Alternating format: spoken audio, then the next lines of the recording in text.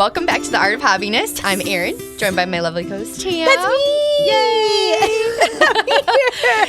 Yay! Today's topic is going to be something that we've been kind of tiptoeing around with some other episodes, but also we've been getting a ton of feedback from socials and like our community online, and that is the monetization of hobbies. Should you monetize your hobbies? Should you, and when should it just stay a hobby, right? Mm-hmm. And like, I don't know that we had really dived into this completely, but it is unbelievable the response we get on socials that people feel pretty strongly about this and have a lot of interesting experiences to share. So I definitely feel like there's a lot to talk about here. I feel like in our day and age, there's a lot of pressure to make a hobby. Oh, yeah. To monetize a hobby, right? And so, like, just diving into, should you do that? Should you not? And what should the boundaries be? Absolutely. Well, I think, first of all, like you said, let's just talk about what those pressures are to monetize a hobby. Absolutely. Like, if I'm coming straight from a millennial mom's perspective, my perspective is I am in a corporate world where I feel everything is very strict and there's limited availability to support my family when they need me, like when they're sick or if there's an off day from school or, there's a field trip that I want to go to. I feel like I have limited wiggle room to be able to attend those sorts of things. And I could see how if I, had a hobby that potentially could pull in a financial piece into my world, how it could be appealing for me to try to push for that to be a major financial stream for me. Give you a lot more flexibility in your life. Because it would give me the flexibility, theoretically. Right. Theoretically. And I think that's the message we get pushed online. Is that everybody's doing that and everybody's being successful. But what you don't see is like the behind the scenes of that, right? Absolutely. And, I agree.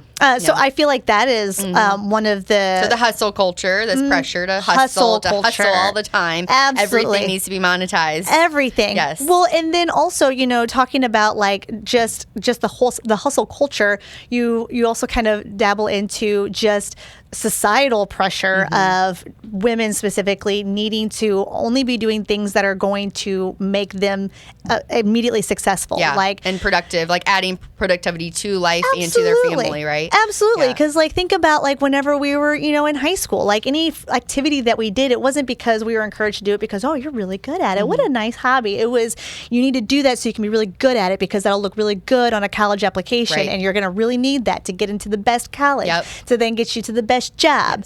And it's like, so you almost feel like if your hobby doesn't have some sort of major value that can... Value in the sense of money. Value in the sense of money. Value in the sense of status. Yeah. Great word. Yeah. Status. Yeah. Then it's just, not valid. It's not a valid thing for you to have in your life. Right. Right? Yeah, so definitely. And I think, too, also, there's also, like, obviously rising cost of living. Yes. So there's more pressure in that regard to figure out creative ways to make money. Absolutely. And feeling the pressure to not have as much leisure time, or feeling like it's wasted if you are spending leisure time. But, or even spending money on leisure activities because it almost feels wasteful. Well, you're being conditioned to feel that it's wasteful, right? You're like, you feel guilty. You're like, gosh, should I really spend this money on these tools? And we experienced that. I know you've talked to that. Like at the beginning when we started this hobby process, like, should I really spend?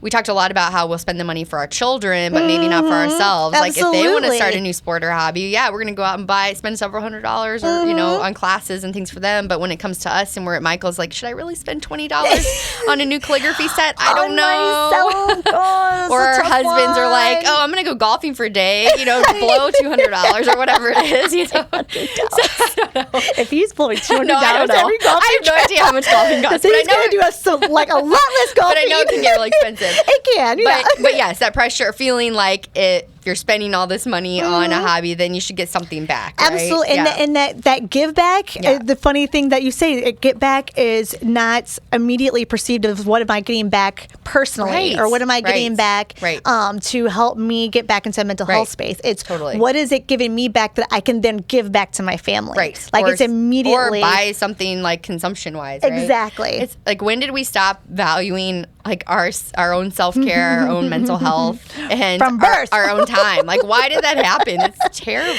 It's just a conditioning. Yeah, no, I know. Yeah, and so So those are the things that I perceive Yes. as like the initial like why behind why somebody would consider monetization. Like there's value. I'm not trying to say that absolutely. like that those things aren't valid pressures. Agreed. They are 100% valid pressures. And I personally I'm a victim of all of those pressures, right? Yeah. Like I felt all those and I maintained all of those Definitely. until we did this podcast. Yeah, I agree. And I don't think the take-home message is not that we're against monetizing your hobbies. No. That is definitely not No. at all. But just having discussion about when and how and like To approach. monetizing your hobbies and just being selective about it. I think, maybe let's talk a little bit about what can happen. The feedback we've gotten about people's personal experiences of what can happen when you do monetize a hobby, or if you try to monetize all your hobbies, that can really affect you. Some of the things that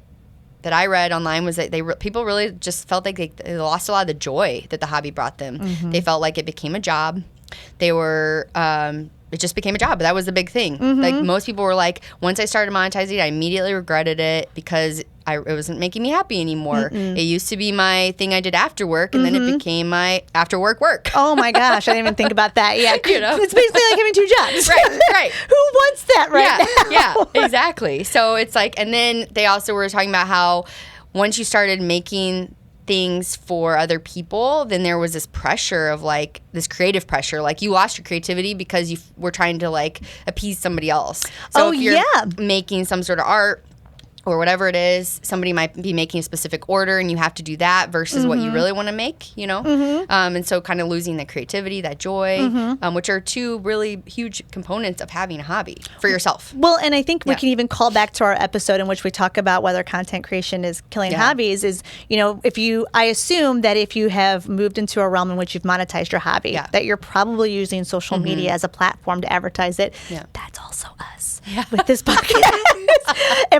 We're just going to be honest. This is an honest discussion. That's true. No, absolutely. We're also like we recognize that we do the same thing. However, I also think that like I can see how somebody who is trying to monetize their hobby, they're trying to push it out there. Like you said, they're getting this feedback of, hey, could you actually make it more like this because that's how I would like it. Or maybe they're comparing themselves and their brands to others who are on that field on the social medias that are creating their brands, and then they're trying to kind of, I'll say, keep up with the Joneses, essentially, right? Competitive for sure. And you can lose who you are. Yeah. You can lose what you were originally getting out of your hobby to try to match what somebody else is getting out of their hobby. It's like a comparison trap, Oh yeah, because I would say that like.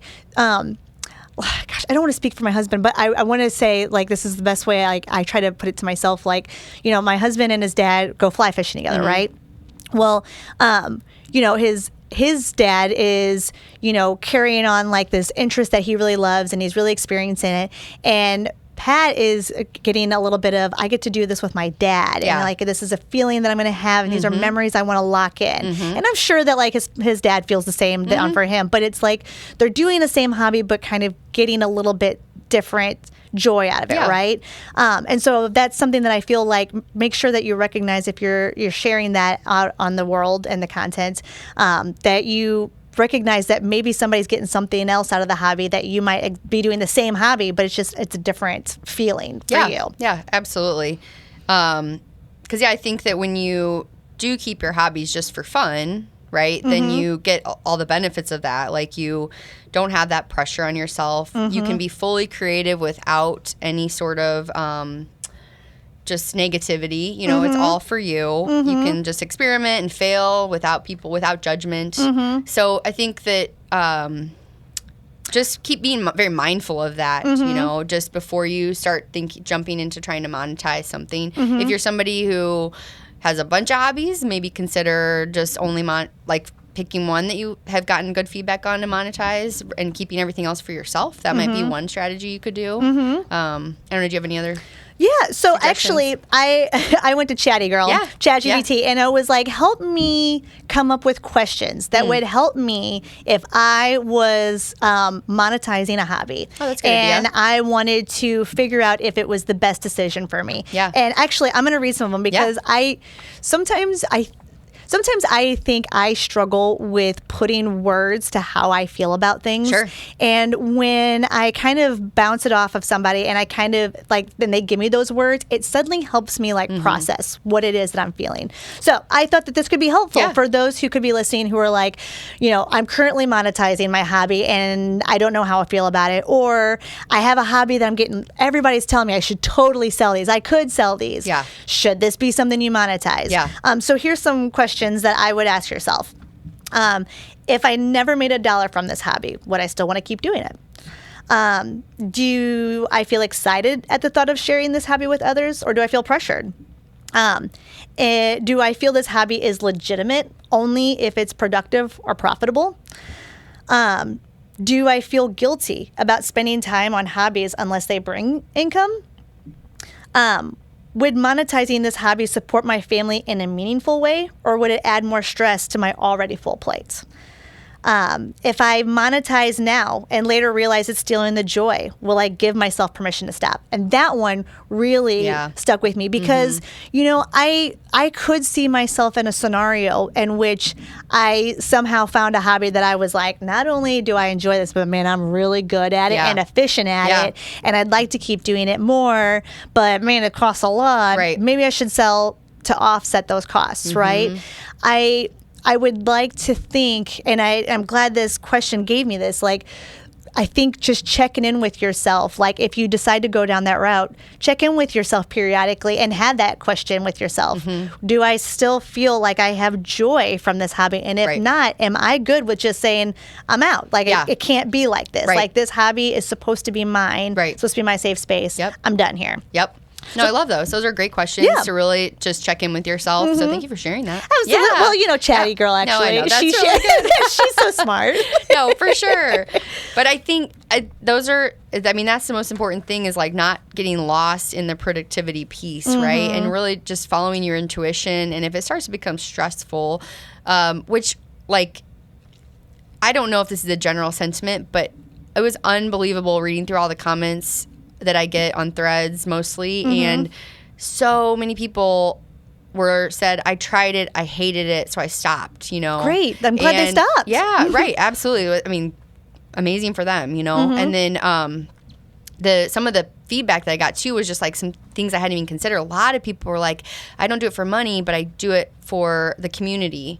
Or like I do it with other people, and that just brings me so much joy. Or a lot of big ones was like I give it as gifts. And I feel like because you still get that feeling of, wow, I did something for somebody else, and getting to share my hobby, my gift with somebody on a personal level. I like that a lot. So it's like another way to still get something for it and feel good about it if that's what you're looking for, but still building that community. I think that giving your hobbies that you've produced something as a gift is like a great alternative of feeling like your hobby has, like if you're somebody who really is struggling with fighting that, it has to have value or it has to do, you know, be for a reason and is not just wasting money essentially.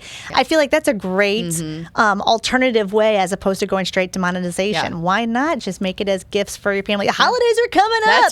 That's right. Make about 30 of them, whatever you're into right now, and just send them give them to your neighbors. Absolutely. The mailman could use a scarf.